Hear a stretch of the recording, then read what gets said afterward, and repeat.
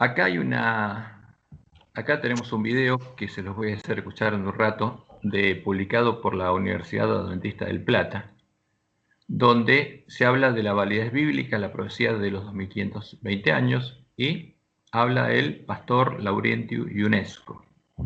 Y es interesante esto. Ahora vamos a verlo porque este es el cumplimiento de la profecía. Pero vamos a empezar nuestro estudio. Esto lo vamos a cerrar, esta ventana. Esta también. Esta también. Bueno, esta la voy a cerrar. Ok. Bueno, tengo un montón de ventanas abiertas. Quiero llegar acá. Aquí estamos. Entonces, el título de este PDF, que se lo voy a enviar después como PDF, es el nuevo cofre. Y es la primera parte del estudio que vamos a tener ahora. Y voy a tratar de enviarles la información que vamos a ver. Ahora, esta introducción ya la vimos con algunos, no sé si todos lo vieron, y se refiere a que nosotros en el estudio de Clamor de Medianoche tratamos de cumplir todo lo que Dios dijo que tendría que ocurrir en el Clamor de Medianoche, cuando las 10 vírgenes fueran despertadas. Y a la medianoche se oyó un clamor, aquí viene el esposo, salid a recibirle. Entonces, ¿por qué pudimos decir aquí viene el esposo? Porque vimos las señales de los tiempos que nos anuncian que la nuestra es la última generación y mostramos cuáles son esos eventos. ¿Cuáles son esos eventos que inequívocamente nos muestran que la nuestra es la última generación? ¿Y qué hay que hacer? Despertar a las vírgenes.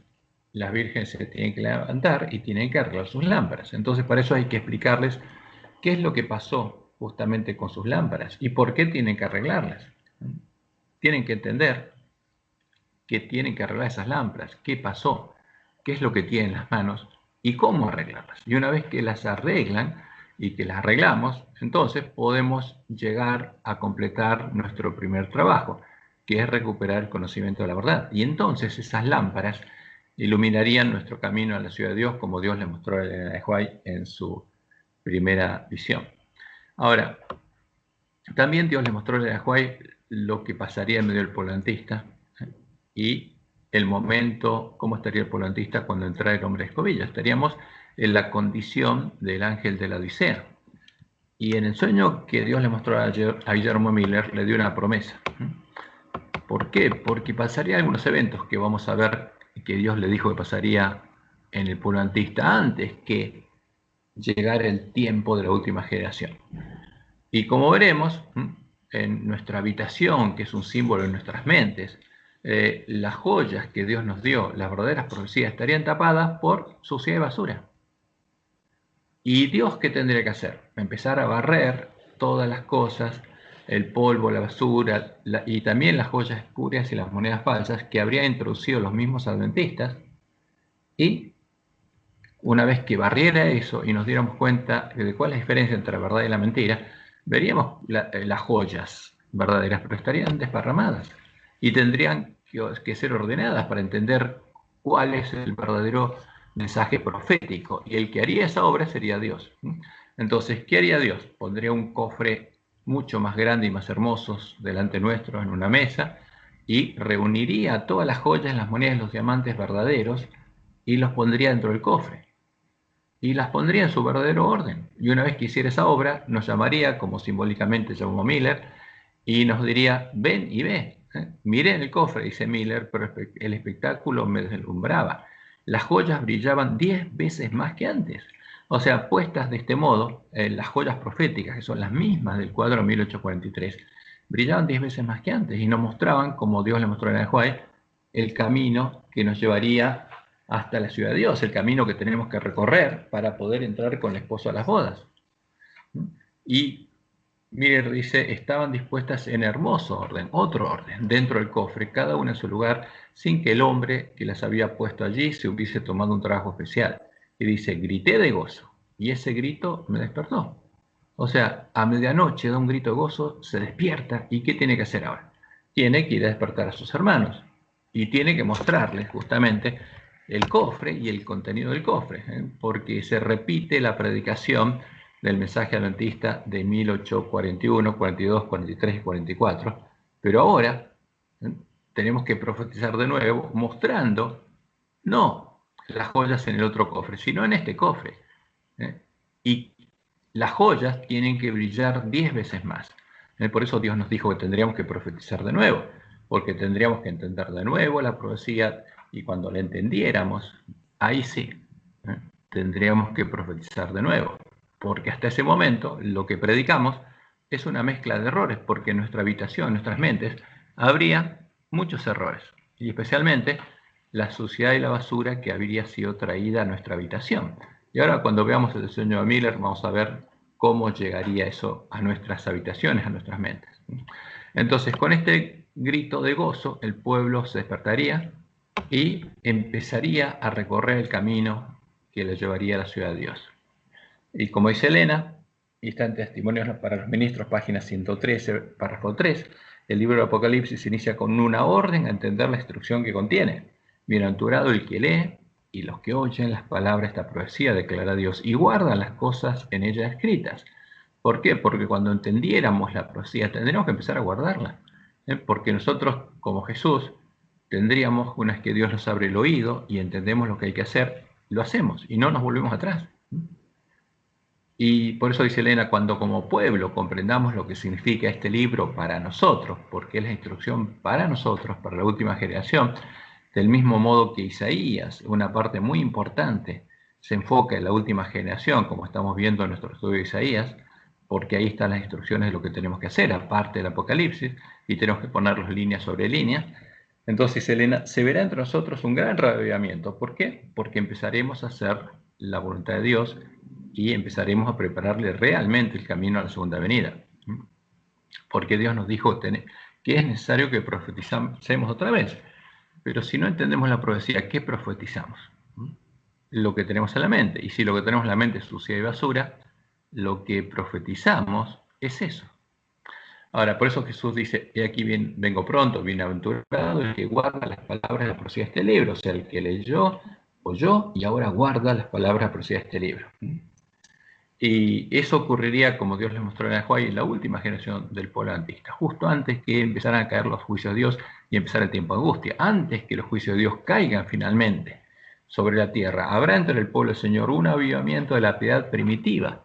¿Por qué? Porque volveríamos a tener la fe de la iglesia primitiva, la fe de Jesús, la cual no se ha visto nunca desde los tiempos apostólicos. El Espíritu y el poder de Dios serán derramados sobre sus hijos. ¿Para qué? Para que podamos guardar las palabras de la profecía y preparar el camino a la segunda venida de Jesús, para ser sus testigos. Y eso es lo que estuvimos, parte de esto estuvimos haciendo el clamor de medianoche. O sea, ¿qué tendríamos que hacer? Despertar a cada una de las vírgenes. O sea, tratamos de despertar a nuestros compañeros, dice la palabra de Dios, a los que nos oyen. Y cada uno que oye, como dice Malaquías 3:16 en adelante, los que temen a Jehová tienen que hablar a sus compañeros, tienen que despertar a sus compañeros. No es que el despertar va a venir por otro medio, nosotros tenemos que participar, porque los que recorren el camino angosto son los siervos de Dios que hacen esa obra. Y tenemos que despertar a cada una de las vírgenes, o sea, esto no puede parar hasta que todo el pueblo antista oiga el mensaje, lo entienda la verdadera profecía y se prepare. O decida rechazar el mensaje. Hay que mostrarles cuál es el anuncio de la profecía y cuáles son las señales de los tiempos, las hojas brotadas de la higuera que nos muestran que el esposo va a venir en nuestra generación. Y explicarles por qué es necesario que arreglen sus lámparas y cómo pueden hacerlo. Y mostrarles, con el testimonio coincidente de los dos testigos, cuál es la puerta que Jesús dejó abierta y cuál es el camino angosto que las llevará a la ciudad de Dios. Eso es lo que tratamos de hacer justamente en el estudio pasado sobre el clamor de medianoche, y pudimos mostrar cuál fue el cumplimiento de la profecía de las 7 iglesias en la historia. Y ahí pudimos ver un montón de cosas que son importantes para nosotros. Pudimos ver cuál es la abominación desoladora de la que habló el profeta Daniel, cuál es la doctrina de Jezabel, que lleva a conocer las profundidades de Satanás, y lo que pasó con los que tenían esa doctrina. Y también vimos cuándo y cómo sanó la herida de muerte de la sexta cabeza de la bestia religiosa, y cuáles son los puntos comunes de doctrina que unen a la bestia y al falso profeta en la adoración del dragón. Porque los que hicieron sanar la herida de muerte de la sexta cabeza de la bestia religiosa fueron los protestantes, cuyos antepasados le habían producido la herida a la bestia religiosa, porque negaron su fe y reconocieron a la bestia religiosa como la verdadera iglesia de Cristo y adoptaron como propias sus doctrinas, y empezaron a adorar junto a ella la abominación desoladora de la que habló el profeta Daniel. Y también vimos cuándo y cómo se formó la triple alianza religiosa, cuándo fueron unidas todas las partes de la gran imagen de Baal. La gran imagen fue puesta en pie y empezó a ser adorada por todas las rameras de la tierra. Y estos eventos son los que nos mostrarían justamente cuando la gran imagen fuera puesta en pie y todas las rameras se unieran y salieran a buscar a los reyes de la tierra, sería el tiempo cuando Dios cortaría la piedra, que es un reino, y son las primicias de la esposa del Cordero que van a ir con Jesús a la batalla. Y vimos que estas señales nos muestran que ya llegó el tiempo en que justamente la piedra o el reino que desmenuzará la gran imagen y se convertirá en un gran monte que cubrirá toda la tierra, está siendo cortada. Ese es el tiempo en el que vivimos. Todo esto nos permitió cumplir con los objetivos básicos del clamor de medianoche y dejar iluminado cuál es el camino angosto que debemos recorrer para llegar a la ciudad de Dios. Pero aún hay una porción importante de alimento que debemos darles a nuestros hermanos. ¿Cuál es? Debemos mostrarles cuál es el cofre mucho más grande y más hermoso y cuál es el espectáculo creado al ver a todas las joyas proféticas ordenadas en su interior. Por esa causa, completaremos nuestro estudio con este seminario de profecía. Y vamos a estudiarnos a partir del mensaje adventista de 1843, donde están las joyas que tenemos que poner en otro orden y tenemos que identificar qué pasó con ese cuadro. A ver, cuáles son los errores que ellos cometieron al poner todas estas joyas dentro de este cuadro, y cuyo marco profético era la profecía de los 2520 años, que no está más en medio de la iglesia adventista y no se estudia en la iglesia adventista. Entonces, ¿y por qué no se estudia? Porque Dios anunció que eso iba a pasar, porque es parte del cumplimiento de la profecía. Entonces, este es el cuadro de 1843 y lo vamos a estudiar. Y, por supuesto, incluiremos en este estudio los 7 truenos, que son los que nos permiten entender dónde estamos en el tiempo de nuestra prueba de sellamiento. Entonces, este es el cuadro con los periodos proféticos finales y las señales de los tiempos que estuvimos estudiando, y aquí están puestos superpuestos el tiempo de los 7 truenos, que es el tiempo de prueba del pueblo adventista, de la última generación, desde que entra el hombre a escobilla hasta que se cierra la puerta, hasta que Jesús dice: el que es injusto siga siendo injusto. Y las 7 trompetas es el tiempo de prueba de sellamiento, es el tiempo de misericordia, como dice Elena, para el pueblo que está en Babilonia, que empieza con el primero de los juicios de Dios y termina cuando Jesús dice: el que es injusto siga siendo injusto, y se cierra la puerta para los que no quisieron entrar, porque hay un paralelo. Entonces, lo que pasa en las 7 trompetas y los 7 truenos es algo paralelo. Pero además, como Dios le mostró en Ajuay, estos 7 truenos tienen un paralelo con lo que ocurrió en medio de las iglesias protestantes cuando se predicó por primera vez el mensaje adventista. El tiempo de cuando se predicó, como entendieron ellos, el mensaje del primero y segundo ángel, desde 1841 hasta 1844. Entonces, por eso hay un paralelo, y Dios le reveló claramente en el Ajuay todos los eventos que ocurrirían en este tiempo. Y es importante que los entendamos, y especialmente lo que va a pasar con el pueblo adventista al final del tiempo de prueba y sellamiento. Entonces, y vamos a terminar nuestro estudio justamente con los 7 truenos. Ahora, como todo adventista, lo que primero tenemos que entender es el mensaje profético de 1843 y buscar entender cuál es el verdadero orden de todas estas joyas. Entonces, empezamos con nuestro estudio del cuadro de 1843. Ahora, este cuadro, que el pueblo adventista predicó entre 1841 y 1844, o sea, es el mensaje que Dios le dio a Guillermo Miller, en el primer cofre simbólico que le mostró en su sueño, está reflejado en el cuadro profético creado en 1842 por Carlos Fitch, uno de los pioneros del movimiento adventista, cuyo marco era la profecía de los 7 tiempos o 2500 años de la ira, definida en la ley de Moisés, y que, en cumplimiento de la profecía, ha sido destrozada y quitada de la vista del pueblo adventista, porque no se predica en la Iglesia Adventista. Uno puede tomar cualquier libro de profecía de la Iglesia Adventista y no aparece. Cualquier folleto de la lección donde se hable de profecía y no existe. Y no solamente no existe. Nuestros teólogos enseñan que esa profecía es un error de Miller.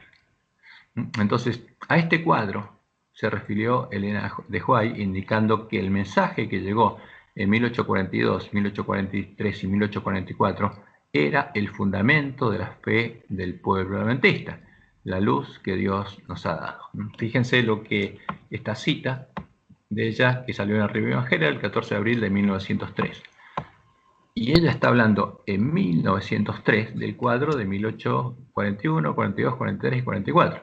Dice, la advertencia ha llegado, no ha de ser permitido que nada se interponga y remueva el fundamento de la fe sobre la cual hemos estado construyendo desde que el mensaje llegó en 1842, 43 y 44. Ahora, ¿cuál es el fundamento de la fe? El mensaje adventista, ese cuadro, las profecías de ese cuadro. ¿Por qué ese es el mensaje adventista? Ahora, el pueblo adventista tendría que entender esas profecías porque tendría que predicarlas de nuevo, pero entendiendo cuál es su verdadero cumplimiento. Y por supuesto, Satanás no quiere que el pueblo adventista profetice, porque si estudia la profecía y la entiende y se entiende lo que está pasando y lo que va a pasar y lo predica, se va a producir justamente ese gran reavivamiento del pueblo adventista y después ese reavivamiento va a abarcar el mundo entero. Y dice Elena, yo estuve en este mensaje y desde entonces he estado permaneciendo ante el mundo fiel a la luz que Dios nos ha dado. Entonces, ¿cómo llama Elena a ese cuadro, al mensaje de 1842, 43, 44? La luz que Dios nos ha dado. Ahora, algunos hermanos ahora lo niegan eso. Dicen que es el mensaje de Miller y estaba lleno de errores y que no lo dio Dios. Pero hay que tener mucho cuidado con esto. Ahora, no estamos, dice ella, no estamos proponiendo quitar nuestros pies de la plataforma sobre la cual fueron colocados. ¿Cuál? Este mensaje profético es la plataforma, porque es lo que tenemos que entender y predicar. A medida que día a día nosotros acudimos al Señor con la más sincera oración en busca de luz. ¿Por qué? Porque Dios nos indicó que tendríamos que entenderla de nuevo. ¿Piensan que podría renunciar a la luz que Dios me ha dado? Ha de ser como roca de las edades, dice ella. Ha estado guiándome desde que fue dada. ¿Desde cuándo? Desde 1842, 43 y 44. ¿No? O sea, ese mensaje es el fundamento de la fe del pueblo adventista, no hay otro. ¿Por qué defendía Elena de White este cuadro que le había amargado el vientre al pueblo adventista? Lo hacía siguiendo las instrucciones de Dios, advirtiéndonos que ese cuadro era la luz que Dios nos ha dado, la plataforma sobre la cual nuestros pies fueron colocados, el mensaje que, a pesar de los errores que contenía, definía nuestra identidad y debía ser preservado como Dios lo había dado, al mismo tiempo que debíamos acudir a Dios en búsqueda de luz, hasta llegar a comer de nuevo y entender correctamente las palabras de la profecía. Este cuadro, simbolizado por el cobre pequeño que Dios le dio a Guillermo Miller en su sueño, abarca un reducido periodo de tiempo, el tiempo de la ira, los 2520 años de la ira, y, como Dios lo había anunciado, llevaría a las vírgenes a alegrarse, porque su boca sería dulce como la miel, y las llevaría a salir con sus lámparas en sus manos a recibir al esposo, y luego les amargaría el vientre, porque lo que esperaban que sucediera no sucedería. Jesús no vendría a buscarlas en ese tiempo. ¿Por qué? Porque su interpretación era errónea. Ahora, pero ¿qué cosa entendieron ellos después del chasco? Y leemos Historia de Redención, página 385, dice Elena. Ya en 1842, el Espíritu de Dios había inducido a Carlos Fitch a preparar un diagrama profético, lo cual fue generalmente considerado por los adventistas como el cumplimiento de la orden dada al profeta Habacuc de escribir la visión y declararla por medio de tablas. Sin embargo, nadie vio en ese entonces la tardanza que se presentaba en la misma profecía.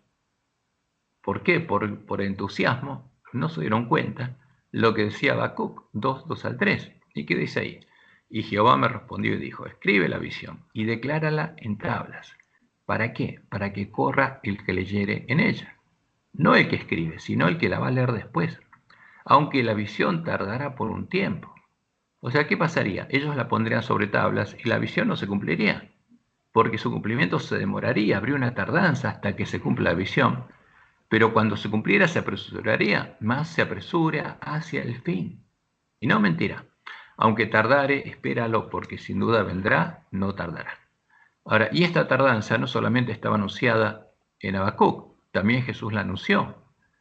¿Por qué? Porque cuando las vírgenes salen a recibir al esposo con sus lámparas encendidas, ¿qué va a pasar? El esposo no viene en forma inmediata.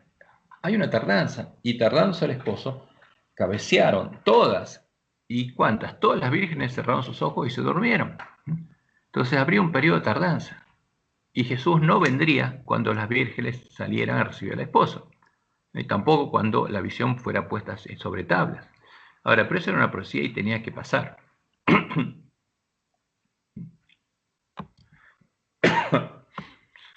Pero lo importante es que la visión debía ser puesta sobre tablas para que pudiera correr el que, después de la tardanza, se despertara y leyera en ellas, porque la visión se cumple hacia el fin, se apresura hacia el fin, porque como lo anunció Jesús, los días de su cumplimiento serán acortados.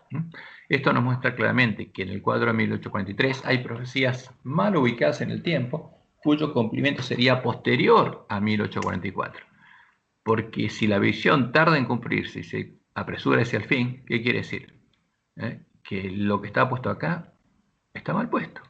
Así de sencillo. Entonces aquí tenemos el cuadro que empieza en el 677 antes de Cristo, como ellos entendieron que comenzaba, y 2520 años la duración del cuadro, el marco del cuadro, que lo llevaba a 1843 porque no tuvieron en cuenta el año cero, y después lo corrigieron, y pusieron todas las otras profecías aquí adentro, en este cofre. ¿Y qué pasaba en 1843? Se establecería el reino de Dios, el reino eterno de Dios.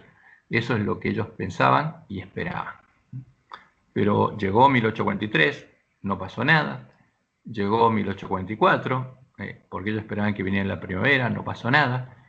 Y después se dieron cuenta, en el verano del norte, en un campamento que hicieron en Rochester, se dieron cuenta que el día de la expiación, porque ellos esperaban que llegara el día de la expiación, ocurría en el día 10º del mes séptimo. Entonces empezaron a buscar cuál era el día 10º del mes séptimo. ¿Por qué?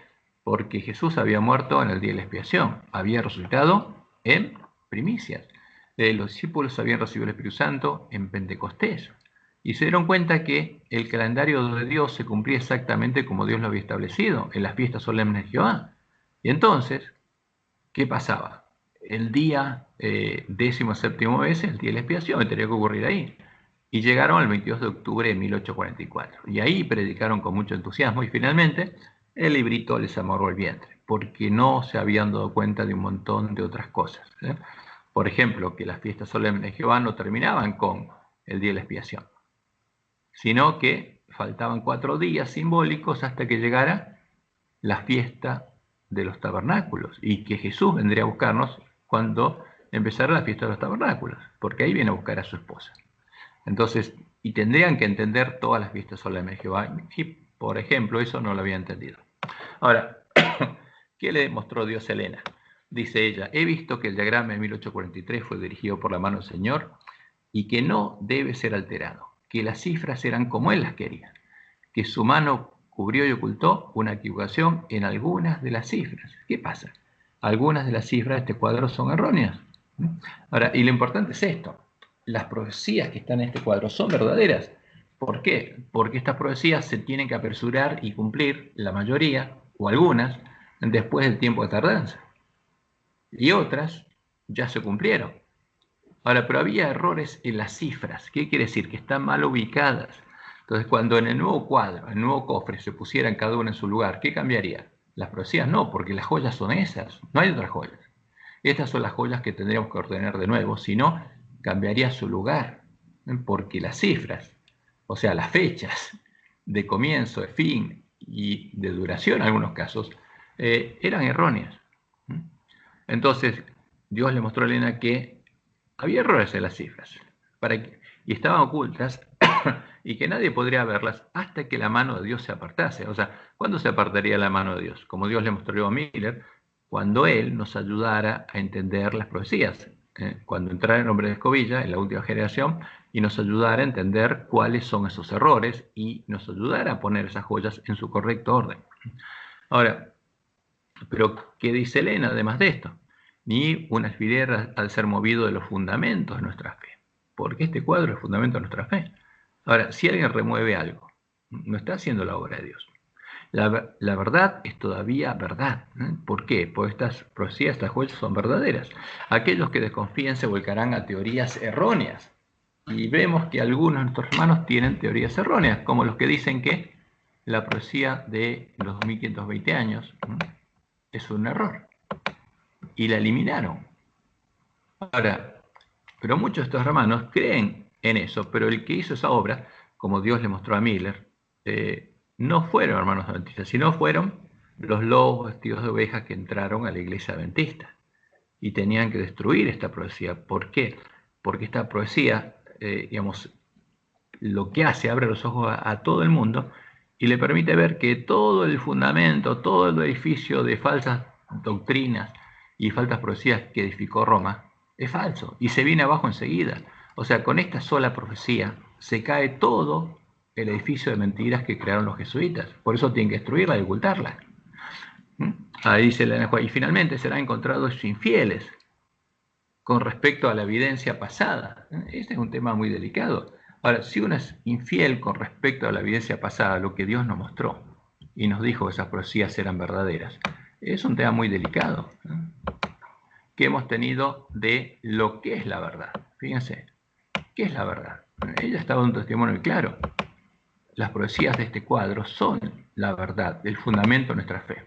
Las viejas señales del camino deben ser preservadas para que no perdamos nuestro significado, porque la misión del polonetista es volver a profetizar de nuevo, y para hacerlo tenía que leer, oír y oír las palabras de profecía para entenderlas y guardarlas.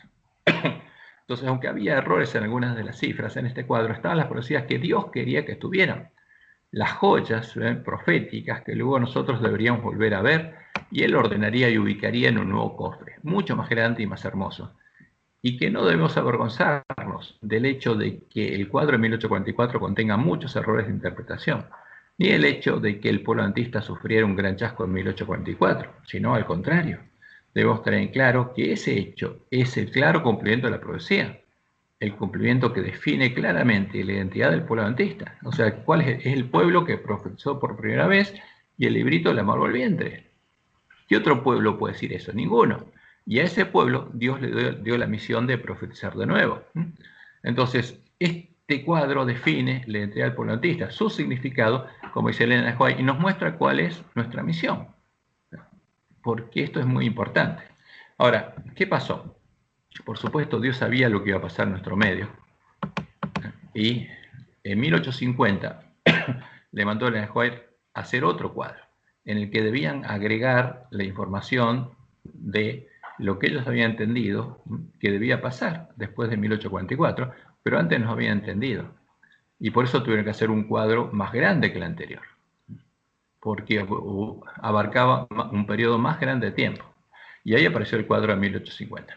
Sabiendo lo que sucedería con el cuadro de 1843 y que en este tiempo la profecía de los 1520 años habría sido destrozada y sus pedazos y las otras joyas proféticas habrían sido tapados con la suciedad y la basura de la falsa profecía, y que nuestros teólogos y nosotros la ignoraríamos, en el año 1850 Dios le ordenó a Elena de White hacer un nuevo cuadro profético que reflejara las nuevas verdades que ellos habían llegado a descubrir, en el que también vemos reflejada la profecía de los 2520 años de la ira, o sea, el primer cofre.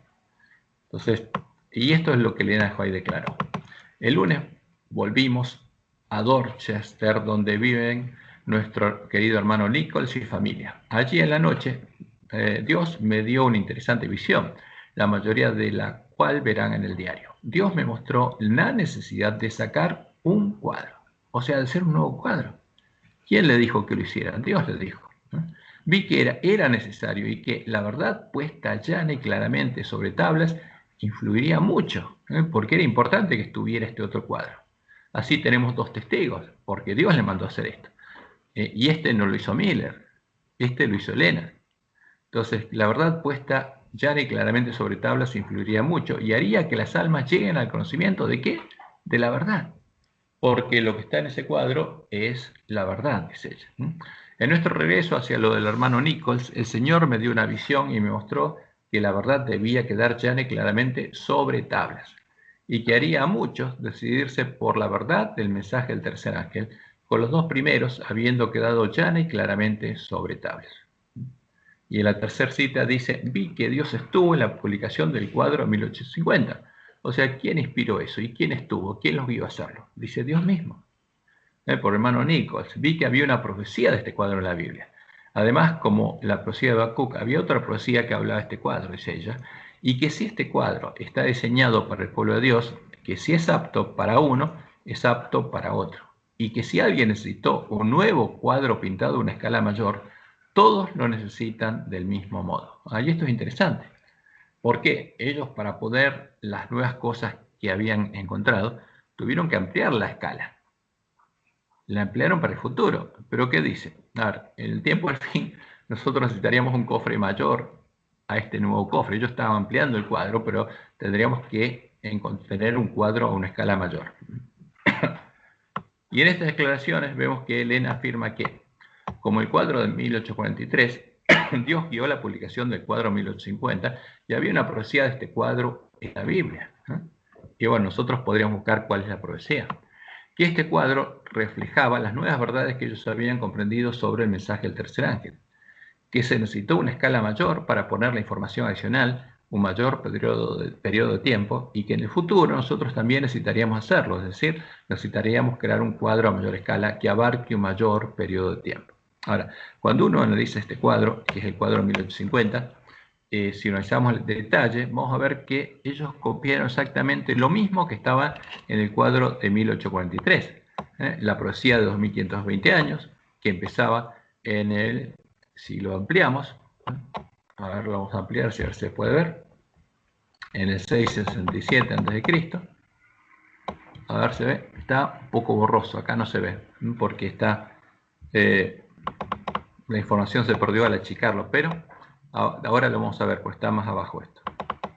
Entonces, ellos copiaron exactamente lo que estaba en el cuadro de 1843 y llegaron a 1844. ¿Y qué le agregaron? Fíjense, ahora vamos a ver si lo podemos ampliar o si no, vamos a ir al cuadro original, donde lo podemos ver mejor. Entonces, ¿qué le agregaron? Le agregaron la realidad del juicio investigador en el santuario celestial, le agregaron justamente lo que se había olvidado, que tiene que haber una nueva bestia, que va a ser una imagen del papado y que se va a levantar en Estados Unidos, y le agregaron la predicación del fuerte pregón que tiene que ser el pueblo adventista hasta que venga el fin, y finalmente las plagas. Y aquí abajo hace una explicación del tiempo, que es muy interesante. Ahora, en este cuadro incluyeron sin cambio justamente nuestros hermanos. Ahora vamos a ir a una escala que podamos verla bien. La dejamos aquí. Ok.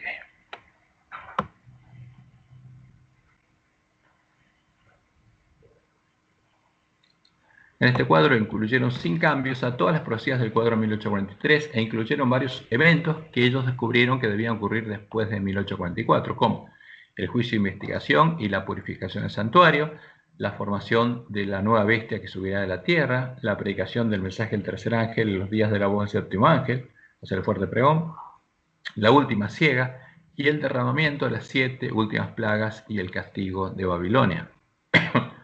Que por supuesto tenía que cumplirse. Jesús no podía venir antes que cayeran las 7 últimas plagas y fuera predicado el fuerte pregón. Y al pie del cuadro podemos ver la explicación del tiempo de la profecía de los 7 tiempos, 2520 años, que ellos entendían había comenzado en el año 677 a.C. y finalizado en el año 1843, y después lo corrigieron a 1844.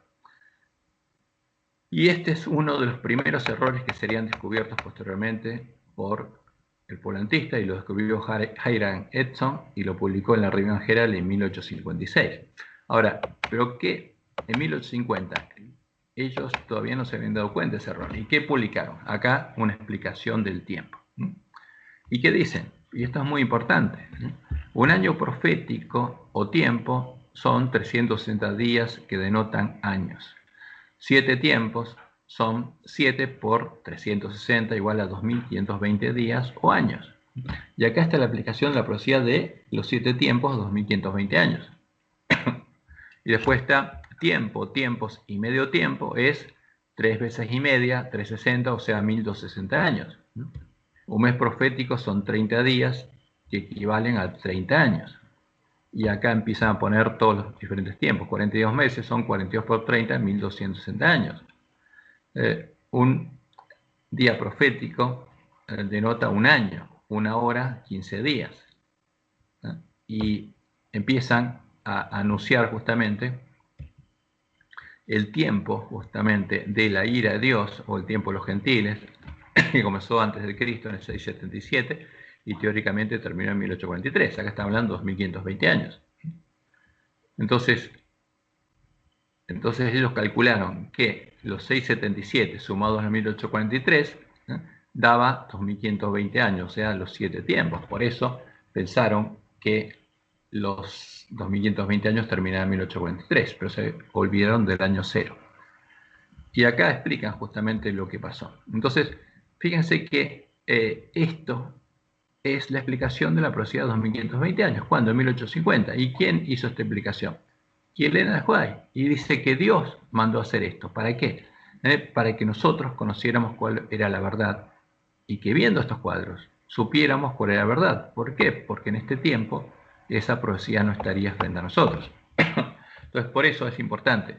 Por esa causa, si alguno de ustedes escucha a nuestros teólogos y profesores de teología decir que la profecía de los 2520 años no es una profecía verdadera, o que es un error producto de la ignorancia de Miller, o que no fue Dios el que lo inspiró a poner esa falsa profecía en el cuadro 1843, y que Elena de White nunca habló de esa profecía, como podemos ver que se lo hace en este video. Acá está el link, y ahora vamos a ver, publicado por la Facultad de Teología de la UAP. Entonces puede mostrarle a estos hermanos y a las personas que los escucharon y creyeron sus erróneas enseñanzas lo siguiente. Primero, el cuadro de 1843 y el cuadro de 1850, junto, hay que mostrárselos. ¿Por qué? Porque él no está solo de 1843. No es algo del movimiento milerita. En 1850 Dios le mandó a hacer a Elena este cuadro y ahí está reflejado lo mismo. Porque Dios dijo que eso no debía modificarse y tenía que estar hasta que nosotros, en la última generación, lo comprendiéramos.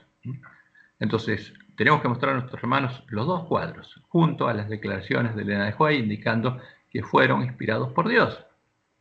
No es un invento de Miller, fueron inspirados por Dios y que harían que las almas lleguen al conocimiento de la verdad y que estas profecías son verdades que han de ser estudiadas y proclamadas. Ahora, fíjense este párrafo de la carta 26, 1850. Dice: Dios me mostró la necesidad de sacar un cuadro. Vi que era necesario y que la verdad, puesta llana y claramente sobre tablas, influiría mucho. Ahora, ¿qué fue puesto ahí? ¿La verdad o la mentira? ¿Las joyas verdaderas? Sí, eso es lo que Dios le mostró a Elena. Y haría que las almas lleguen al conocimiento de la verdad. ¿Por qué? Porque esos dos testigos nos muestran que para el pueblo adventista la profecía de los 2520 años era verdadera, porque Dios la había inspirado. Ahora, ¿qué dice la próxima cita? Dice: las verdades que recibimos en 1841, 42, 43 y 44. Dice: las verdades, porque esas profecías eran verdaderas. Había un error en las cifras, pero esas profecías eran verdaderas. Hoy han de ser estudiadas y proclamadas. Y los mensajes del primero, segundo y tercer ángel serán en el futuro proclamados con una gran voz. Serán dados con la más seria determinación en el poder del Espíritu. Ahora, esto es importante que lo entendamos y que lo entendiéramos, porque Dios dejó esos cuadros, ¿para qué? Para ayudarnos a nosotros en este tiempo. ¿Por qué? Porque si nosotros oímos las palabras de nuestros supuestos sabios, y nos vamos a engañar, y vamos a pensar que eso es mentira y que no hay que estudiarlo, pero cuando uno lo estudia se da cuenta que esas profecías son realmente verdaderas, porque se cumplieron. Entonces, vamos a ver lo que dicen nuestros teólogos sobre esto. Y el título de este video es La validez bíblica de la profecía de los 2520 años, dada por el pastor Laurientio Ionesco, que es un doctor de teología y profesor de teología, no solamente acá en la Universidad Adventista de Plata, sino en todo el mundo. Y todos lo veneran, entonces cuando él dice algo, es como que para todos los teólogos, porque es como si hubiera una jerarquía de teólogos, y cuando uno que está arriba de un teólogo dice algo, los otros lo toman como si fuera Dios el que estuviera hablando. Ahora, pero está diciendo algo que es contrario a lo que Dios reveló, ¿no? Está haciendo algo que Dios anunció que haría. Entonces vamos a escuchar.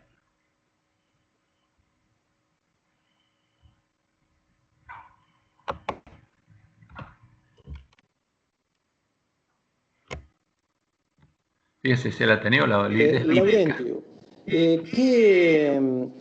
Bueno, yo he escuchado también en más de una oportunidad acerca de, se le atribuye a los pioneros, y entonces se toma de una profecía de 2520 años, y entonces esta como para abrir ciertas puertas de que es posible que existan profecías numéricas post 2300 años. ¿Qué podemos decir al respecto? Bueno, cuando Carl decía que hay que basar nuestra interpretación en la Biblia, esta profecía de los 2520 que aparece en los diagramas de Miller y de los pioneros, en realidad es una profecía que no se basa en la Biblia. Y le voy a explicar por qué. Entonces, fíjense esto, ¿qué dice nuestro hermano?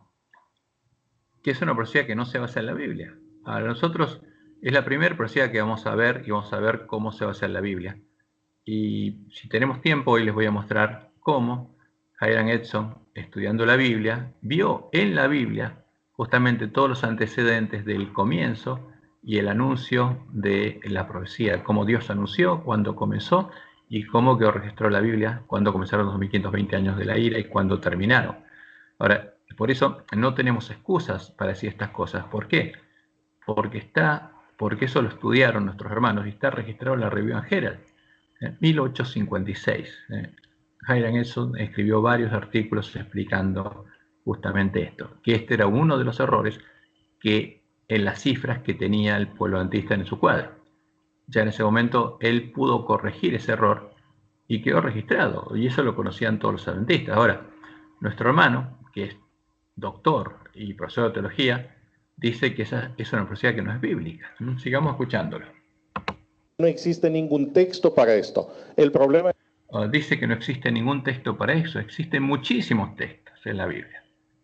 Entonces, la única forma de nosotros creer a lo que dice Laurentio es no estudiar por nuestra cuenta la Biblia, porque eso lo que dice no es correcto, es un error. Está claramente definido en la Biblia, y hay muchos textos que indican en la Biblia cuándo comenzó el tiempo de la ira y cuándo terminaría. Ahora, esos textos lo que hacen es destruye la falsa profecía de los jesuitas, de los lobos que vinieron a nosotros vestidos de ovejas, y por eso tienen que tratar de decir que no es verdadera y que en la Biblia no existe esa profecía. Pero por eso Dios dejó dos testigos, estos dos cuadros, para que nosotros lo estudiáramos por nuestra cuenta y viéramos como verianos que sí es una profecía bíblica y está claramente definida en la Biblia, y muy claramente definida. Es un problema de traducción del inglés. Usted sabe, como método, como a Miller nadie le enseñó qué hacer, él mismo propuso sus métodos. Entonces, fíjense, acá habla de los métodos que usó Miller. Y en otra charla él hablaba de pobrecito ignorante, Miller, el pobrecito ignorante, pero Dios le mostró en aquel, les dio esas reglas a Miller.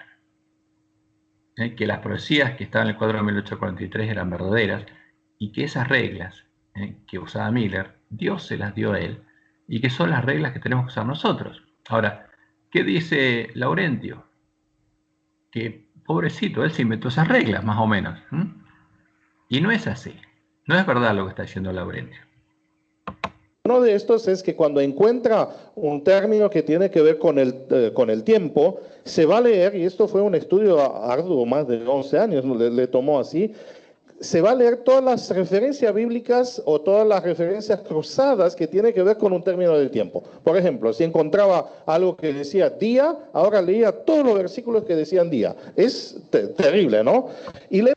Entonces, ¿cómo dice? Es terrible, ¿no? Como si Miller mezclara todo. Entonces, si en un lugar escuchó día, leyó día, entonces busca todo donde dice día y lo mezcla.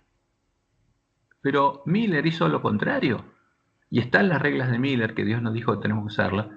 Y él justamente hacía lo contrario de lo que dice Laurentius.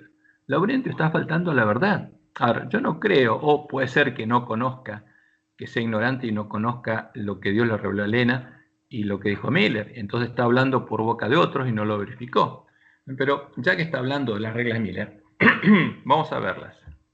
Porque en nuestro estudio, justamente, como se ataca a Miller y se ataca a esto, ahora volvemos, estamos en la página 9, pero al final de esto tenemos esto, que es la llave o el método de estudio que Dios nos dio a nosotros.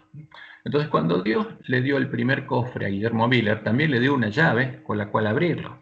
Esa llave era el método de estudio o reglas hermenéuticas que él descubrió estudiando la Biblia y usó para entender las profecías bíblicas. Luego, por medio de Elena de White, Dios nos indicó que nosotros debíamos usar ese mismo método para buscar y encontrar la verdadera doctrina y la verdadera profecía. Y esta que tenemos copiada acá es una cita de Elena de White, que es que ella escribió en la Review en Herald el 25 de noviembre de 1884. ¿Y qué nos dice ella? Aquellos que participan en proclamar el mensaje del tercer ángel están buscando en las escrituras, porque ellos tenían que estudiar las Biblias, y los que estábamos siguiendo este camino, y por supuesto encontraron parte de la verdad, fueron Vagones y Jones, están buscando en las escrituras bajo el mismo plan que el padre Miller adoptó. ¿Por qué lo llaman padre? Como el padre en movimiento. Entonces, ¿qué están haciendo? Los adventistas están estudiando la Biblia siguiendo el mismo plan, o sea, las mismas reglas que seguía Miller. En el pequeño libro titulado Vistas de las Profecías y Cronología Profética, dice, Padre Miller da las siguientes reglas, simples pero inteligentes e importantes para el estudio e interpretación de la Biblia. Estas son las reglas que usó Miller. Y él empieza a leerlas. Y son las 4, lee las 5 primeras y finalmente dice, lo anterior es una parte de estas reglas. Y en nuestro estudio de la Biblia, todos haremos bien en prestar atención a los principios establecidos. O sea, ella que está diciendo, Dios le dio estos principios. No se los inventó Miller. Ahora, ¿qué dice nuestro hermano, profesor de teología, uno de los sabios, un sabio de sabios adventista? ¿Qué dice? Que pobrecito Miller se lo inventó él. Ahora, Elena dice que se lo dio Dios. Nuestro sabio dice que esa profecía no existe en la Biblia. Elena dice que son joyas verdaderas. Son las profecías que Dios quería que estuvieran en ese cofre. Ahí. Entonces, ¿quién dice la verdad? Ahora, Laurentius dice que Miller veía día en todos lados, entonces buscaba todos los lugares y lo mezclaba. Y dice, qué terrible, dice. Pero a ver, ¿qué dicen las reglas de Miller? Después las vamos a leer bien.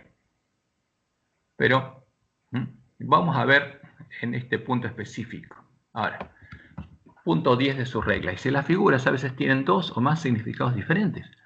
Él no buscaba, decía día y decía, uy, es lo mismo. No, porque él tenía claro que dependía del contexto, el significado de un símbolo o figura. Entonces dice, las figuras a veces tienen 2 o más significados diferentes, del mismo modo en que día, fíjense, ¿de qué dice Laurentio? Uy, pobrecito, usaba día, qué terrible, veía día y lo mezclaba. No, justamente Miller aclara lo que él hacía y cómo tenemos que estudiar. Del mismo modo en que día se usa figurativamente para representar 3 periodos de tiempos diferentes. Pueden ser 3 cosas diferentes, hay que estudiarla cada una en su contexto. Indefinido, por ejemplo, el día de Jehová. Se habla justamente el día de la ira de Dios. No es que sea un día profético, sino es un tiempo indefinido. Puede ser definido, un día por año o un día por 1000 años. Entonces puede haber muchas interpretaciones. Y Miller nos deja claro acá que él tenía muy claro cómo interpretar la Biblia. No es como dice Laurentius. Y es terrible, y él dice, es terrible lo que hacía Miller. No, es terrible lo que hace él, porque está faltando la verdad. Porque lo que tiene que hacer es leer acá, como Elena White dijo que estas son las reglas que Dios nos dio, y no faltar a la verdad. porque Miller no hacía lo que él dice que hacía, ¿no? Y termina diciendo Miller la regla número 10, si establece la construcción correcta, esta armonizará con la Biblia y tendrá sentido. De otro modo, no lo hará. Entonces, a ver, por eso es importante esto. Y uno se pregunta, ¿por qué nuestros hermanos faltan a la verdad así abiertamente, descaradamente? Y es lo que Dios dijo que pasaría. Ahora, nosotros no podemos juzgar a nuestros hermanos. Por ahí, Laurentio cree que esa es la verdad. Entonces está diciendo lo que cree es la verdad. Pero si él cree que esa es la verdad, no lo estudió por su propia cuenta y creyó a otro que lo engañó. ¿Y qué pasa? Los otros pastores, como están acá, lo toman por un sabio y creen a alguien que creyó a alguien que lo engañó y crea una mentira y están negando el mensaje que Dios nos dio. Ahora sigamos escuchándolo porque es interesante escucharlo. ¿Qué pasó? Que llegó, por ejemplo, en el libro de Levítico, en el capítulo 26, llegó a un versículo que decía, y lo voy a castigar, y en inglés decía 7 times, es decir, 7 tiempos, si traducimos literal, pero en realidad en inglés 7 times significa 7 veces. Pero como allá tenía la palabra tiempo, ¿qué hizo Miller? Dijo, acá son tiempos proféticos, si tenemos 7 más 7, ustedes saben que es casi una cifra mágica, un número mágico, 7, y dice tiempos, entonces dijo, acá hay un periodo profético. En realidad le dio esta sensación la traducción King James, porque en original Dios dice, si no son fieles, lo voy a castigar 7 veces más. Es decir, nosotros no tenemos, bueno, capaz que tenemos doble, triple, cuádruple, quíntuple, sextuple, y ¿cómo sería el otro? Séptuple, ¿sí? Fíjense, ya es incómodo, ¿no? Y algunos idiomas ni tienen esto. Así que lo forman, y entonces, como él dijo, tiempos, claro, ¿un tiempo cuánto es? 1 año. Entonces, 7 años por 360 días le llevó el periodo de 2520 años, que algunos intérpretes de estos modernos de hoy día dicen que esto es el periodo profético más grande. Es interesante que esta cifra no aparece ninguna vez en ninguno de los escritos de Ellen White, Fíjense, ahora, y acá hay algo interesante. Ahora, no habló Elena de White y estamos leyéndolo, ¿no? Y vamos a dejar a Laurentio aquí. A ver, vamos a volver un poco atrás. ¿No estamos leyendo nosotros lo que dice Elena White de estos cuadros que fueron inspirados por Dios? Claro que sí. ¿No habló de ella de estos cuadros? Por supuesto, si habló de esta profecía, sí. Dice que estas profecías eran las que Dios quería que estuviera en este cuadro. Entonces, por eso hay que tener mucho cuidado en este tiempo y tenemos que estudiar la Biblia por nuestra cuenta. Porque por eso Dios nos dijo que Él tendría, justamente, como dice Elena, el conflicto de los siglos, un pueblo que sostendría la Biblia y la Biblia sola, ni las opiniones de los sabios, ni las deducciones de la ciencia, nada. Tenemos que basar nuestro estudio en la palabra de Dios y clamar a Él, porque Él nos guiaría. Entonces, como dice Elena, que ella hizo hacer el cuadro 1850, y ella defendió todas las profecías del cuadro 1843, dice que es el fundamento de nuestra fe. ¿Cómo que Elena no habló de esa profecía? Por supuesto que defendió todo lo que Dios le había mostrado al volantista. Entonces, y especialmente, fíjense acá en 1850, dice que lo que quedó en esos cuadros es la verdad. Y que esa verdad haría que las almas lleguen al conocimiento justo e influiría sobre nosotros. Vi que era necesario y que la verdad puesta llana y claramente sobre tablas influiría mucho. O sea, cuando nosotros viéramos ese cuadro y escuchamos a un hermano dice que esa profecía no existe, ¿cómo que no existe? Iríamos y la estudiaríamos y haría que las almas lleguen al conocimiento de la verdad. ¿Por qué? Porque estudiaríamos y entenderíamos cuál es la verdad. Entonces, dice, las verdades que recibimos en 1841, 42, 43 y 44, ¿incluye la profecía de 2520 años? Por supuesto que sí. ¿Habló Elena de esa como si fuera verdad? Por supuesto que sí. Han de ser estudiadas y proclamadas. Los mensajes del primero, segundo y tercer ángel serán en el futuro proclamados con gran voz. Entonces, ¿qué tenemos que mostrar a nuestros hermanos cuando escuchamos esto? Esos 2 cuadros y lo que dijo Elena White de eso. Tenemos que mostrarles también cómo la palabra de Dios anunció la profecía del tiempo de la ira. cómo registró exactamente cuándo comenzó ese periodo de tiempo y cómo anunció cuándo terminaría. Porque Laurentio está hablando de Levíticos 26. ¿Qué dice Dios? Que llegaría, que él actuaría con ira. No que los castigaría 7 veces, sino que actuaría con ira. ¿Y qué es la ira de Dios? Y lo define claramente. Los dejaría. Los dejaría. Pero, ¿cuántas veces los puede dejar? Si Dios se aparta de ellos por el tiempo de la ira. ¿Cuántas veces se aparta? Una vez, no 7 veces. Ahora, los dejaría por 7 tiempos, ¿eh? Porque eso es claro cuando estudiamos la profecía. No hay otra forma de interpretar. Porque el contexto de esa palabra es imposible decir 7 veces. Dios no dejaría a su pueblo 7 veces, lo dejó una sola vez. ¿Cuántas veces dejó al reino de Israel? Una sola vez. ¿Y qué pasó? Vino el rey de Asiria, como estudiamos en la profecía de Isaías, que está en Isaías 10, y destruyó al reino de Israel, destruyó Samaria, y dispersó a las 10 tribus de Israel, las llevó a la tierra de los medos, y en su lugar trajo a los que serían los samaritanos. ¿Cuántas veces los dispersó Dios? Una sola vez. No 7 veces. ¿Y por cuánto tiempo cuánto tiempo duraría el tiempo de la dispersión de Israel? 7 tiempos, dice la profecía, justamente la ley de Moisés. Ahora, ¿cuándo terminan esos 7 tiempos?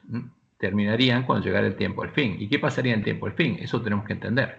Entonces, la palabra de Dios anuncia claramente y explica claramente cómo se cumplió. También tenemos que mostrar los hechos que podemos ver en la historia que nos muestran cómo se cumplió la profecía. Los hechos que la falsa profecía, para poder sobrevivir, necesita ocultar de nuestra vista, ¿no? Y el cuarto punto, cómo fue destrozada y atacada la profecía de los 2520 años de la Iglesia Adventista. Y cómo es quitada de la vista del pueblo adventista y es tapada por la falsa profecía que predican estos hermanos, en cumplimiento de lo anunciado por Dios en el sueño profético que él le dio a Guillermo Miller. Ahora, vamos a buscar este sueño, porque acá está la promesa del nuevo cofre.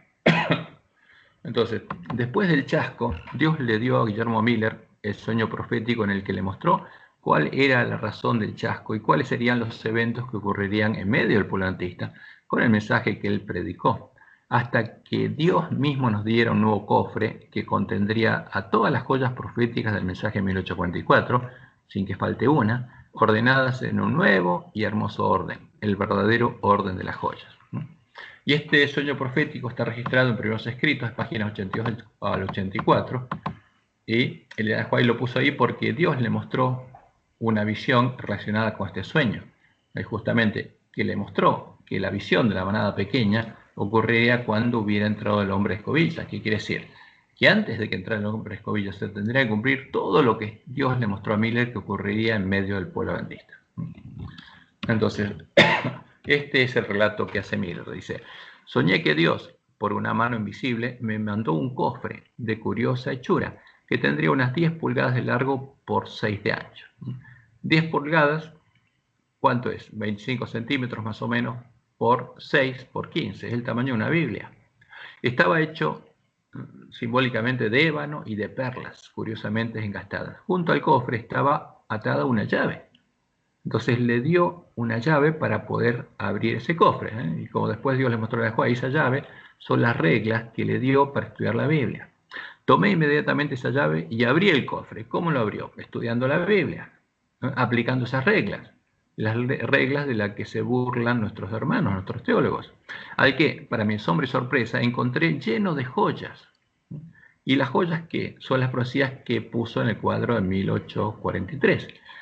Joyas, diamantes, piedras preciosas y monedas de oro y plata de todo tamaño, valor y clase, hermosamente ordenados en sus lugares dentro del cofre. Ahora, ¿por qué él ordenó justamente estas joyas dentro de un cofre? Y así colocados reflejaba una gloria y una luz que solo podía compararse con la del sol. Y sigue diciendo: pensé que no debía disfrutar solo este espectáculo maravilloso, aunque mi corazón rebosaba de gozo frente al esplendor, a la hermosura y al valor del contenido. Lo puse, por lo tanto, sobre una mesa en el centro de mi habitación e hice saber que cuantos quisieran podían venir y ver el espectáculo más glorioso y brillante que hubiese visto hombre alguno en esta vida. Y ahí empieza a predicar el mensaje adventista. Empieza a predicar que Jesús viene por el cumplimiento de estas profecías. Y él dice, la gente comenzó a acudir, entonces empezaron a venir a ver lo que él les mostraba. Al principio eran unos pocos, pero el número fue aumentando hasta ser una muchedumbre, porque los adventistas en 1844 llegaron a ser 50.000. 50.000 adventistas son los que esperaban la segunda venida y sufrieron el chasco. Y él explica, cuando miraban por primera vez el interior del cofre, se admiraban y dejaban oír exclamaciones de gozo. ¿Por qué? Porque en sus bocas el librito era dulce como la miel, como decía la profecía. Ahora, ¿qué pasó después del chasco? Pero cuando el número de espectadores aumentó, cada uno se puso a desordenar las joyas. ¿Qué empezaron a hacer después del chasco? A tratar de explicar cuál era el error y a tratar de establecer un nuevo orden y a poner nuevas fechas, a pesar de que Dios por medio de Elena les indicó que no lo hicieran, sacándolas del cofre y desparramándolas sobre la mesa, o sea, buscando un nuevo orden. Y dice Miller, comencé a pensar que el dueño iba a exigir de mi mano la devolución del cofre y de las joyas, y si toleraba que las esparciesen, jamás podría volver a colocarlas dentro del cofre. Y considerando que nunca podría hacer frente a la inmensa responsabilidad, empecé a rogar a la gente que no tocasen las joyas ni las sacasen del cofre, ¿no? Que las dejasen en el cuadro. Pero cuanto más les rogaba, tanto más las esparcían, y llegaban hasta hacerlo por toda la pieza, sobre el piso y sobre cada mueble. Y empezaron cada uno a tener sus teorías. Y acá pasa algo triste, pero esto pasó y podemos ver que se cumplió. Vi entonces que entre las joyas y las monedas genuinas, o sea, las profecías del cuadro de 1843, se había introducido una innumerable cantidad de ¿qué? De joyas y monedas falsas, ¿no? Eso pasó en el pueblo adventista. Dios dijo que iba a pasar y se cumplió. ¿Y qué son las joyas y monedas falsas? Falsas doctrinas y falsas profecías introducidas por los mismos adventistas, por los propios adventistas, porque son los que estaban con Miller en la predicación de 1843. Y esto pasó en la iglesia adventista. Ahora, y cuando nosotros vemos lo que tenemos, especialmente los que se llaman los testimonios, los escritos de Ellen White, en donde se recopiló mucha información que escribieron nuestros pioneros, vemos que ahí están registradas, y muchos hermanos piensan que eso es verdadero. Por ejemplo, lo que vimos que está al comienzo de Historia de la Redención, que es algo que es antibíblico, pero está ahí.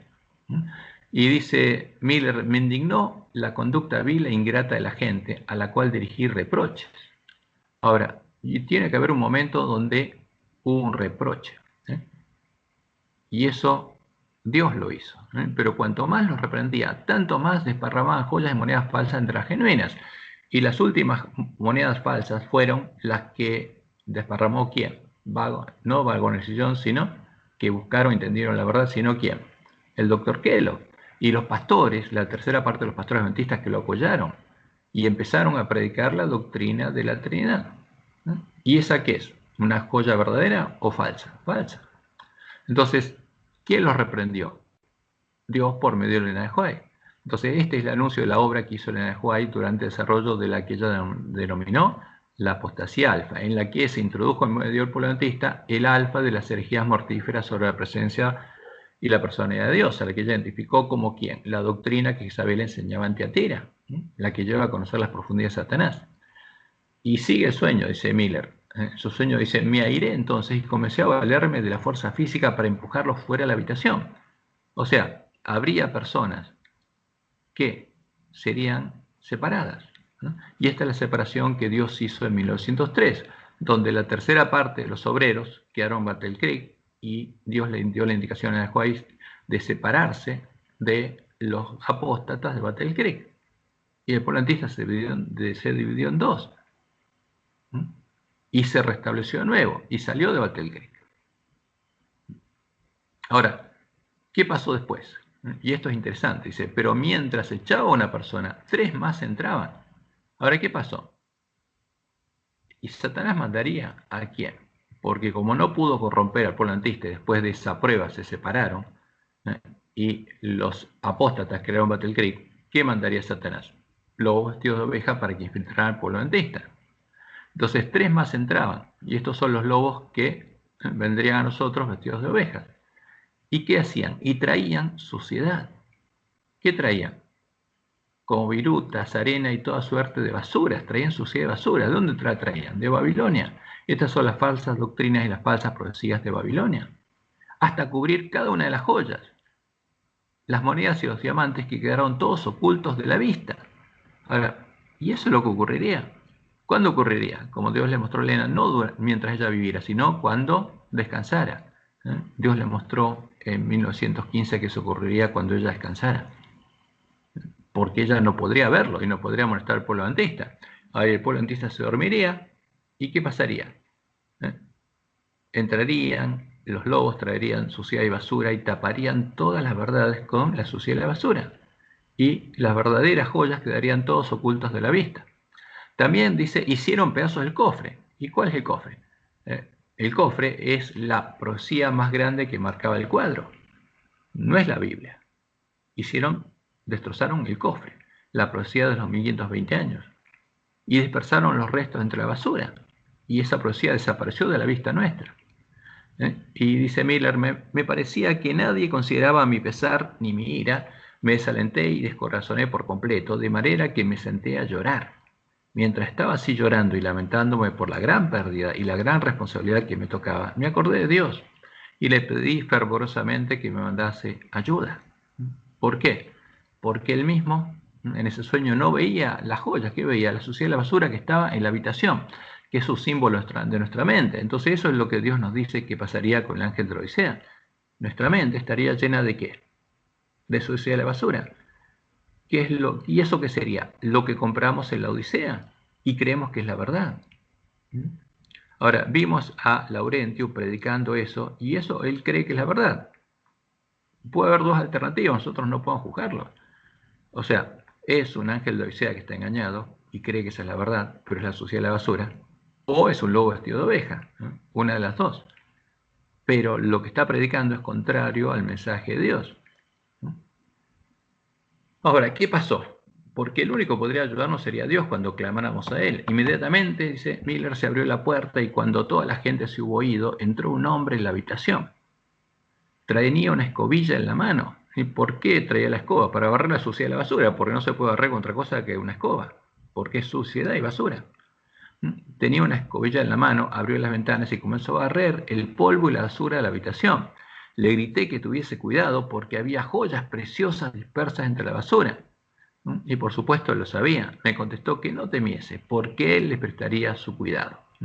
Después, mientras barría el polvo y la basura, el que trajeron los lobos, y también las joyas puras y las monedas falsas, o sea, que introdujeron los propios adventistas, o sea, todas las falsas doctrinas y todas las falsas profecías, subieron todas y salieron por la ventana como una nube, y el viento se las llevó. En el bullicio cerré los ojos un momento y cuando los abrí, toda la basura había desaparecido. Las preciosas joyas, o sea, las doctrinas verdaderas y las joyas proféticas verdaderas, las monedas de oro y plata y los diamantes, estaban desparramadas en profusión por toda la pieza. Ahora se quedó solamente ¿con qué? Con las joyas bíblicas, pero estaban desparramadas y había que ordenarlas. ¿Y quién nos ayudaría a ordenarlas? Dios nos ayudaría. El hombre puso entonces sobre la mesa un cofre mucho mayor y más hermoso que el primero, otro cofre y mayor, como le dijo a Elena White, porque le daríamos una mayor escala de tiempo. Y reuniendo a puñados las joyas, las monedas y los diamantes, los puso en el cofre hasta que ni uno solo quedó afuera, a pesar de que algunos de los diamantes no eran mayores que la punta de un alfiler, porque él había declarado un poquito aquí y un poquito allá, en lengua de tartamudos, y ordenó todo. Llamándome entonces me dijo, ven y ve. Miré en el cofre, pero el espectáculo me deslumbraba. Las joyas, ¿cuáles? Las del mensaje de 1843, que eran todas joyas verdaderas. Brillaban 10 veces más que antes. Ahora, en este orden, el verdadero orden, y esta es la verdadera comprensión de la profecía, las joyas brillan 10 veces más que antes. Pensé que habían sido limpiadas en la arena por los pies de aquellos impíos que las habían desparramado y pisoteado en el polvo. Estaban dispuestas en hermoso orden dentro del cofre, otro orden, y este era hermoso. Cada una en su lugar, sin que el hombre que las había puesto allí se hubiese tomado un trabajo especial. Grité de gozo, dice Miller, y ese grito me despertó. Entonces, de gozo se despertó y ahora, ¿qué tiene que hacer? A medianoche se despierta y tiene que empezar a despertar a sus hermanos y mostrarle el nuevo espectáculo que brilla 10 veces más que antes. Y ahí empieza el pueblo antista a profetizar de nuevo y a predicar la verdad, no la suciedad y la basura, sino la verdad. Esta es la promesa de Dios. Él nos guiaría a comprender cuál es este nuevo cofre, mucho mayor que el primero, porque abarcaría un periodo de tiempo mucho mayor que los 2520 años de la ira. Y sería mucho más hermoso, porque nos permitiría comprender el cumplimiento de las promesas del verdadero evangelio, el evangelio del reino de Dios, la verdad echada por tierra. Por eso, ese ángel tendría el evangelio eterno y podría entrar al reino de Dios y podría empezar a recorrer el camino angosto que lleva la vida. Porque esta es la verdad echada por tierra al tiempo de la apostasía. En su interior, las joyas estarían dispuestas en un nuevo y hermoso orden. Sí, por supuesto, es nuestro Dios, es Jehová. Entonces las joyas estarían dispuestas en un nuevo y hermoso orden, distinto al del mensaje de 1844, de modo que brillarían 10 veces más que antes, y a partir del clamor de gozo que se escucharía a medianoche, esa luz iluminaría nuestro camino a la ciudad de Dios. Y esta es la promesa de Dios, y por supuesto, todo lo que Dios dijo que iba a pasar en medio, pasó. Y por supuesto, lo que pasaría cuando entraran los hombres de escobilla también pasaría. Porque la palabra de Dios, la que Él dio, no volvería al vacía, sino que haría, justamente cumpliría el propósito para el cual Él envió. Y por eso Elena tiene esta cita que es hermosa, que está es un libro que está en inglés, que dice Christ Object Lessons, que dice lo siguiente: cuando comamos la carne de Cristo y bebamos su sangre, el elemento de la vida eterna se encontrará en el ministerio. O sea, cuando recuperemos conocimiento de la verdad y podamos entrar a la casa del Padre de Familia, empecemos a comer la cena de Pascua, el elemento de la vida eterna se encontrará en el ministerio. No habrá un fondo de ideas avejentadas y siempre repetidas. El sermoneo suavizado e insulso cesará. Las viejas verdades, fíjense, ¿qué vamos a predicar? Entenderíamos las viejas verdades porque Dios ordenaría esas profecías de otro modo y entenderíamos el cumplimiento de la profecía y sabríamos dónde estamos parados y tendríamos que predicarlo. Las viejas verdades serán presentadas, pero serán vistas bajo una nueva luz. Habrá una nueva percepción de la verdad, con una claridad y un poder que todos discernirán. Aquellos que tengan el privilegio de estar bajo un ministerio tal, si son susceptibles a la influencia del Espíritu Santo, sentirán el poder energizante de una nueva vida. El fuego del amor de Dios se encenderá dentro de ellos, porque Dios va a empezar a derramar su amor en nuestros corazones, como lo hacía la iglesia primitiva. Sus facultades perceptivas serán movilizadas para discernir la belleza y majestad de la verdad. Y por supuesto, tendríamos que predicar la verdad. Habría nuevamente un pueblo que conoce a su Dios. Y como lo estuvimos viendo, la llave que Dios nos dio es el método de estudio justamente que le dio a Miller. Son las reglas hermenéuticas que le dio a Miller. Y esas reglas hermenéuticas son las que nos llevarían a entender, a recuperar el conocimiento de la verdad, para entender la verdadera doctrina y la verdadera profecía, porque la verdadera doctrina es profecía. El Evangelio del Reino de Dios es profecía, la profecía sobre el Evangelio del Reino de Dios. Entender las profecías sobre el Mesías, porque el verdadero Jesús está anunciado en la ley de Moisés, los salmos y los profetas. Entonces, entendiendo la verdadera profecía, comprenderíamos la verdad y veríamos iluminado el camino que nos lleva a la ciudad de Dios. Entonces, por eso, Dios le mostró a Elena que esas reglas, Él se las dio a Miller. Y Elena dice que en nuestro estudio de la Biblia todos haremos bien en prestar atención a los principios establecidos. ¿Quién lo estableció? Dios. ¿Quién les dio esa llave a Miller? Dios se la dio. Entonces vamos a hacer un repaso rápido de estas reglas. Entonces Miller dice: al estudiar la Biblia he encontrado que las siguientes reglas me han sido una gran ayuda y ahora las hago públicas por un motivo especial. Cada regla debe ser bien estudiada y en conexión con las referencias bíblicas para que el estudiante de la Biblia sea beneficiado plenamente por ellas. Entonces, primero, ¿qué dice? Cada palabra debe tener su debida relación con el tema presentado en la Biblia. Entonces, cuando uno lee un versículo de la Biblia, todas las palabras tienen que tener un significado, porque todas las palabras que están en la Biblia fueron inspiradas por Dios, salvo las palabras de los sabios de Roma, pero cuando estudiamos profecía, especialmente el Antiguo Testamento, cada palabra debe tener su debida relación con el tema presentado en la Biblia.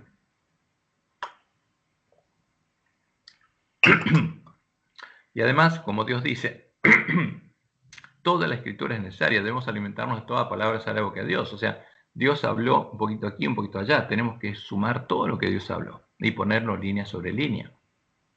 En la tercera regla dice, nada revelado en la escritura puede ser o será ocultado de aquellos que pidan con fe, sin vacilar. ¿Por qué? Porque Dios prometió guiarnos a entender sus palabras. 4. Y esto es importante. Para entender doctrina, esta regla es muy sencilla, es muy clara. Reúna toda la escritura sobre el tema que desea saber. Uno quiere saber sobre la deidad, por ejemplo, y reúna todo lo que Dios dijo a sí mismo en el Antiguo Testamento y todo lo que habla sobre Dios en el Nuevo Testamento. Entonces permita que cada palabra tenga su debida influencia. Y si puede formar su teoría sin ninguna contradicción, no puede estar en error. Ahora, pero muchos forman teorías tomando versículos aislados y dejan de lado, como Dios le mostró a Joel, los versículos que contradicen a esa teoría. Entonces, ¿qué son? Engañadores. Esa no es la verdad.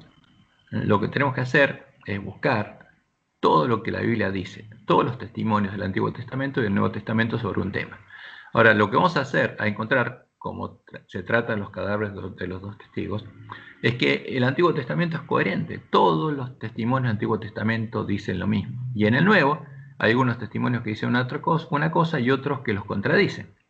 ¿Cuál es la verdad? El testimonio coincidente de los dos testigos. Así es sencillo. No es complicado. Entender la verdadera doctrina es sencillo. Más complicado es entender la profecía, porque tenemos que buscar todo lo que dice la Biblia y poner todo línea sobre línea.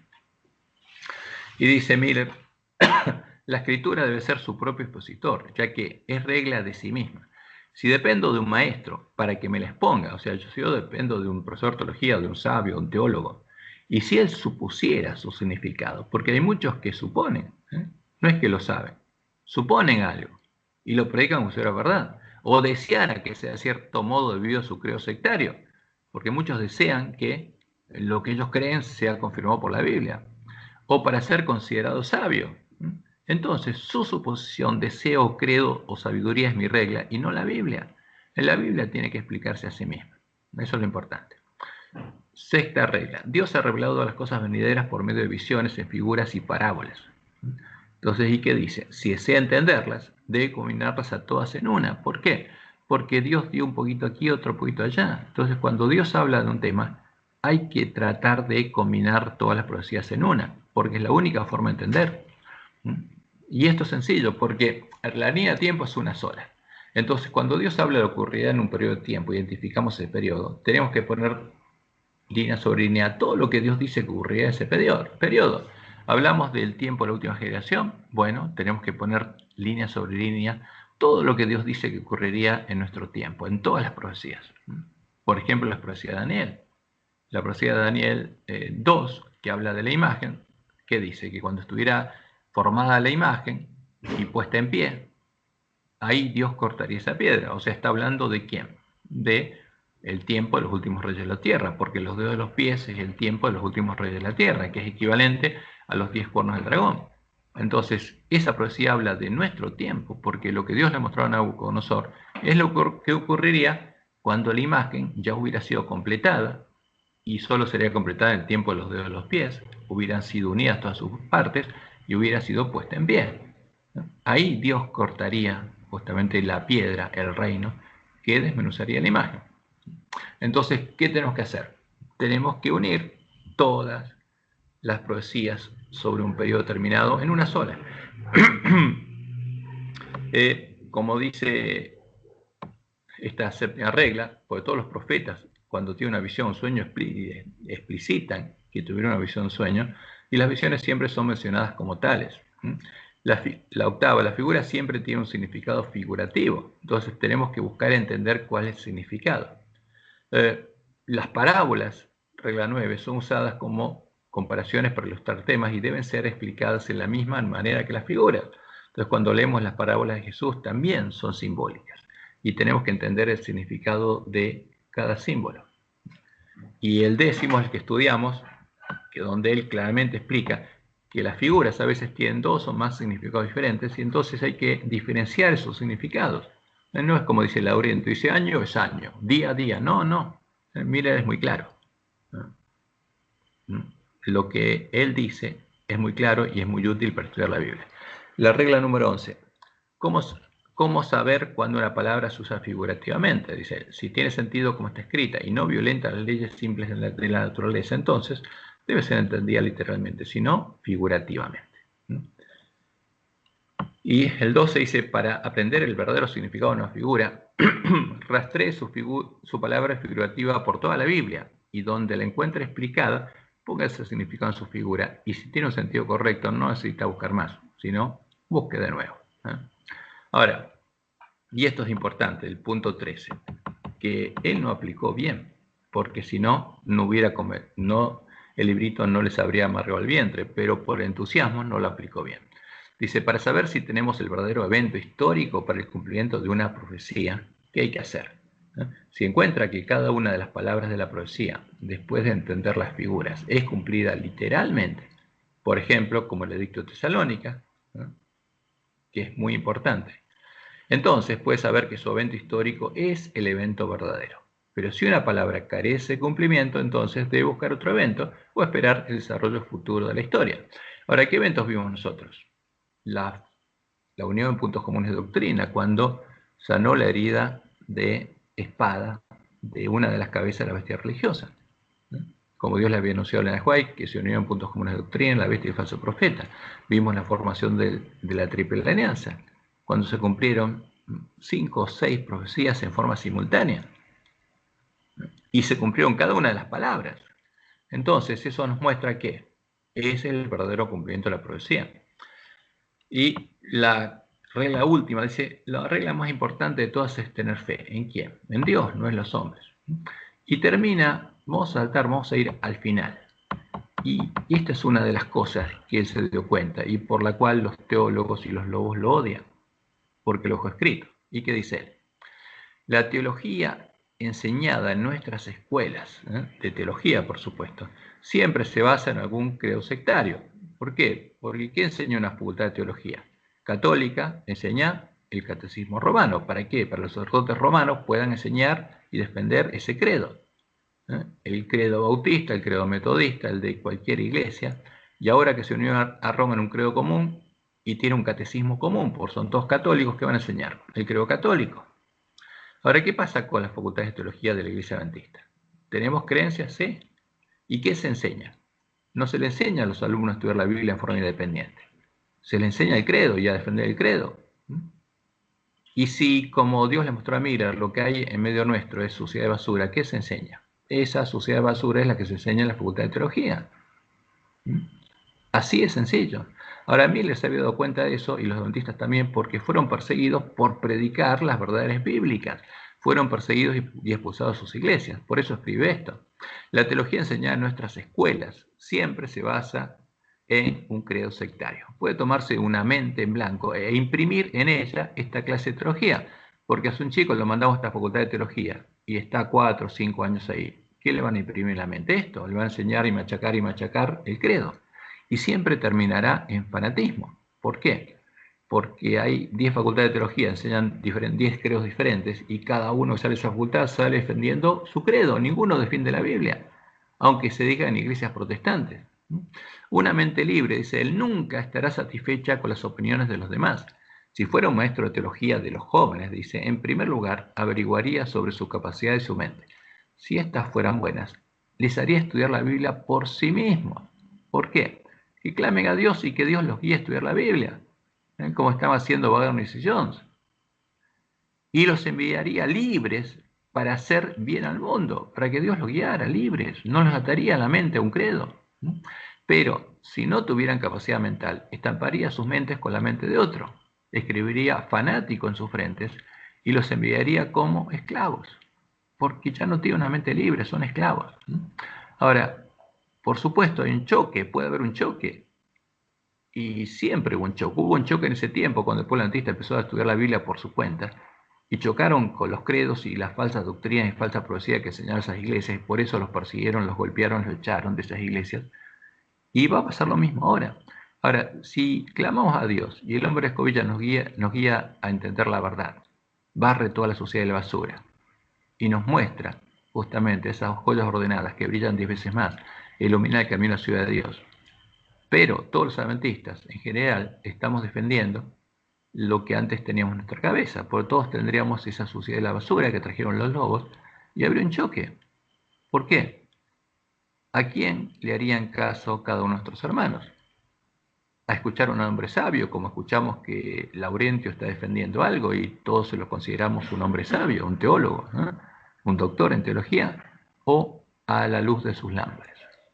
Y es un tema delicado, porque si no creemos a la luz de nuestras lámparas se van a apagar y no vamos a poder recorrer el camino hacia Dios. Por eso este es el tiempo de nuestra prueba y es un tiempo difícil. Y de nosotros depende clamar a Dios y tomarnos de la mano de Él y pedirle que nos dé fe, para que nuestra fe en la luz de nuestras lámparas no se apague y para que esas lámparas puedan iluminar nuestro camino a la ciudad de Dios. Bueno, espero que Jehová los bendiga y los guarde a cada uno de ustedes y vamos a terminar este primer estudio aquí, mostrando justamente la profecía de lo que Dios nos dijo que pasaría, porque se encendería en medio del pueblo adventista y habría un nuevo conocimiento de la verdad, porque recuperaríamos el conocimiento del Evangelio eterno, de la verdad echada por tierra, y entenderíamos la verdad de la profecía y podríamos entender cuál es el camino que tenemos que recorrer y empezaríamos a recorrerlo. Y tendríamos que darle el alimento a tiempo a nuestros hermanos, o sea, mostrarles cuál es la verdad de la profecía y cuál es la verdad de la doctrina. Y había un choque, por supuesto. ¿Por qué? Porque como en 1888, cuando Dios mandó a Bagorros y Jones a predicar lo que habían descubierto en la Biblia, chocaron ¿con quiénes?